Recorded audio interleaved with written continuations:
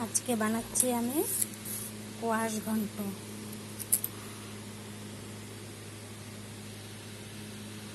সোমবারে দিয়ে দিলাম একটা তেজপাতা আর হলো গোটা জিরা আর একটা আলু ছোট করে কাটা। এটা এখন ভাজবো, আলুটা এখন ভাজতে দেবো। দিয়ে দিলাম অল্প লবণ আর দিলাম হলুদ। এগুলো এখন সব ভাজা করবো। আলু আমার ভাজা হয়ে গেছে। এখন গ্রেট করে রাখা কোয়াশগুলো দিয়ে দেবো। এখানে দুইটা বড় বড় কোয়াশ আছে। এক হাতে ভিডিও করছি তো ওর অসুবিধা আছে, তোমরা একটু কষ্ট করে দেখো ভিডিওটা। আর অল্প দিয়ে দিলাম লবণ, একটু হলুদ আর 1 চামচ জিরের গুঁড়া,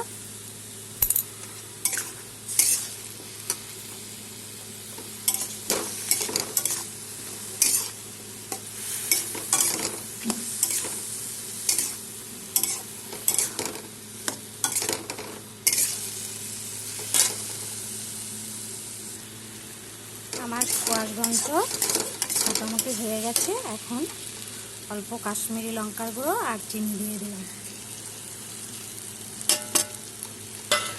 টেস্টের জন্য অল্প চিনি দিলাম আর কাশ্মীরি লঙ্কার গুঁড়ো কালারের জন্য দিচ্ছি।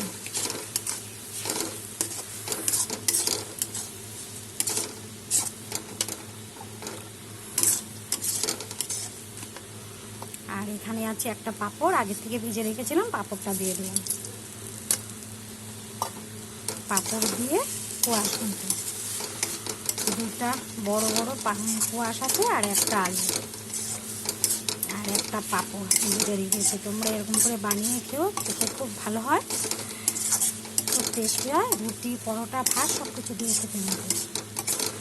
এখানে ঘিও দেওয়া যায়, কিন্তু তবে আমি এখন দেবো না। আমি একসাথে মোবাইল ধরে ভিডিও করছি, বহুত অসুবিধা হচ্ছে। লাইক করবে, কমেন্ট করবে, শেয়ার করবে। Thank you.